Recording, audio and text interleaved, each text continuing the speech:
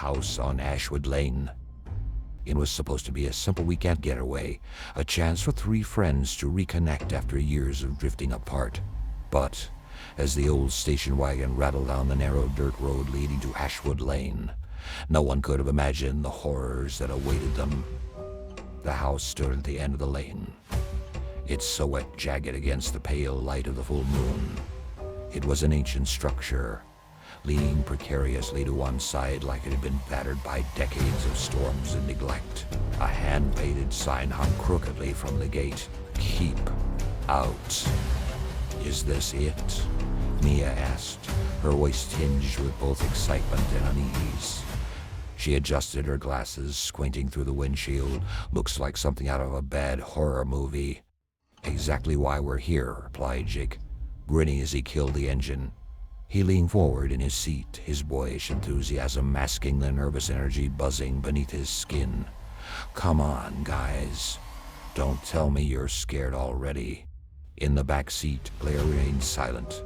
Her hands rested lightly on her cane. She used not out of necessity but habit, born blind. Claire always relied on other senses to navigate the world around her. Tonight, however, those heightened instincts felt more like a curse than a gift. The air smelled wrong, thick and metallic. "I don't know about this." Claire said finally, her voice soft but firm. "Something feels off." Jake laughed dismissively. "Relax, Claire. It's just an old house. We'll poke around for an hour, grab some footage for YouTube and call it a night. No big deal." Mia hesitated, glancing between her two friends. She'd known Jake since college and admired his adventurous spirit, but sometimes his recklessness worried her. And Claire? Well, Claire had always been the voice of reason, the one who grounded them when their plans teetered on the edge of stupidity. If even she thought they should leave. But before Mia could voice her concerns, Jake was already climbing out of the car. With a reluctant sigh, she followed suit, grabbing the flashlight from the glove compartment. Claire trailed behind, tapping her cane cautiously against the uneven ground. Inside, the house was worse than they'd expected. The floorboards groaned ominously beneath their feet, and the walls were lined with peeling wallpaper that curled away like dead skin. Dust motes floated lazily in the beam of Mia's flashlight, catching the faint glow of moonlight filtering through cracks in the ceiling. "So," Jake began, pulling out his phone to record, "legend has it that this place is cursed. Back in the 60s, a family lived here. Parents, 3 kids, the whole 9 yards. One night, they all vanished without a trace. Some say they were murdered by a vengeful spirit. Others claim they became part of the curse themselves."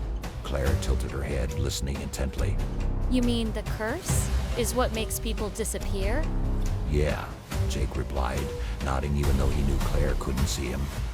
"Apparently, anyone who spends the night here never leaves. Their bodies are never found, and no one knows what happens to them." "That's comforting." Mia muttered, shining her flashlight into a nearby room. The beam revealed broken furniture scattered across the floor along with strange symbols carved into the walls.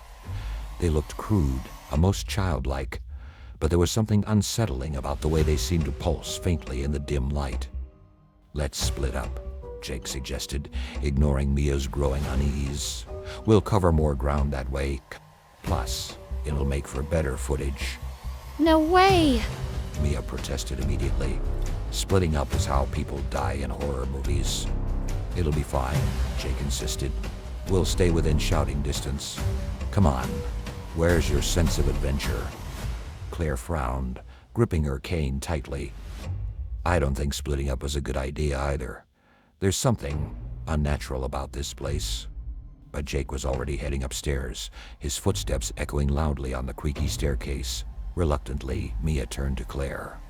"Stay close, okay? I don't want to lose you in this mess." Claire nodded, though her expression remained troubled. "Just promise me one thing," she said quietly. "If anything happens, if you hear or feel anything strange, you let me know right away. Deal?" "Deal." Maya agreed, though deep down she wasn't sure she believed in curses or ghosts. Not yet, anyway. Upstairs, Jake wandered aimlessly, filming every shadowy corner and cobwebbed nook. His bravado masked the creeping dread building in his chest. Every sound, the groan of the floorboards, the distant drip of water, made him jump. Still, he pressed on, determined to capture proof of the supernatural. Then he heard it. At first it was faint, a low hum, barely audible over the ambient noise of the house. But as he moved deeper into the hallway, the sound grew louder, resolving into a series of rhythmic clicks, like claws scraping against wood. Jake froze, his breath catching in his throat. Slowly, he turned the camera toward the source of the noise. At the far end of the hall, something moved, a hulking shape shrouded in darkness. Its outline shifted unnaturally, limbs bending at impossible angles.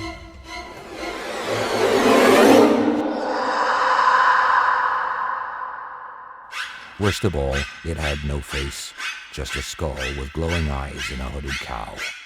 Panic surged through Jake as the creature stepped closer, each movement accompanied by those terrible clicking sounds. He stumbled backward, dropping his phone in the process. The screen shattered, plunging him into near total darkness.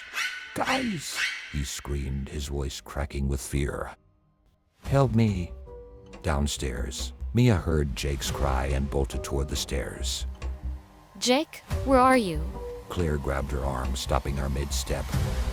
Wait, don't go up there. But he needs help. Maya protested, struggling against Claire's grip. No. Claire said firmly. Whatever's up there, we can't fight it, trust me. Mia hesitated, torn between her instinct to help Jake and Claire's unshakable certainty.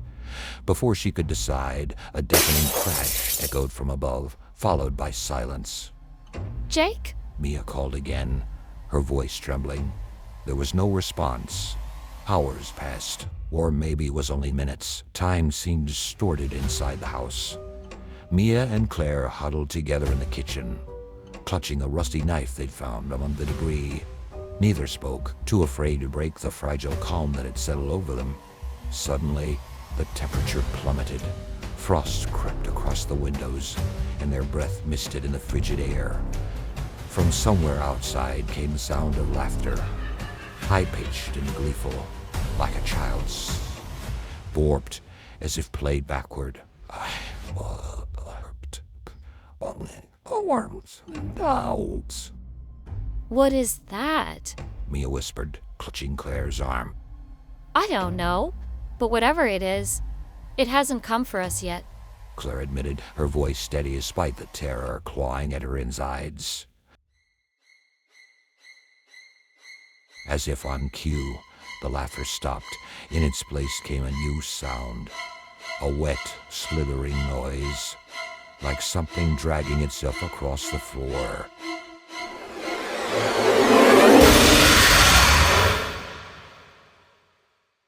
Grew louder, closer, until it reached the doorway. Mia raised the knife, her hands shaking violently. Claire stood beside her, gripping her cane like a weapon. Neither dared to breathe. Then, just as suddenly as it had arrived, the noise ceased, the frost melted, and the oppressive chill lifted. For the first time since entering the house, Claire felt a flicker of hope. "We need to get out of here," she said urgently. "Now." Without waiting for a response, she led the way toward the front door, navigating by memory and touch. To her relief, the exit was exactly where she remembered it. Pushing open the heavy wooden door, they stumbled into the cool night air. Behind them, the house loomed silently, its windows dark once more. Neither dared to look back as they ran toward the car, slamming the doors shut and locking them tight. Back home, Mia replayed the events of the night over and over in her mind, searching for answers. Why had the creature spared them? What made Claire immune to its curse? It wasn't until days later, while reviewing the footage Jake had recorded before disappearing, that they discovered the truth. On the grainy video, the creature appeared clearly for the first time. Its body was grotesque, its movements jerky and unnatural. But most horrifying of all was its behavior. Every time it approached someone, it would pause, tilting its head as if studying them. Then, with deliberate precision, it would reach out not to attack but to touch their eyes. "Oh my God," Mia whispered, realization dawning. "It feeds on sight." That's why Claire survived. Claire sat beside her, her expression unreadable. "Blindness isn't always a weakness," she said softly. "Sometimes it's the only thing that saves you." And as the screen faded to black, neither woman noticed the faint clicking sound emanating from the shadows beyond the camera's reach. After what happened, Claire and Mia went to the police department to explain the situation and start a search for Jake, but the police found the place deserted and no signs of his whereabouts. The house was later demolished, and now an empty lot remains for sale. No one has shown interest in it.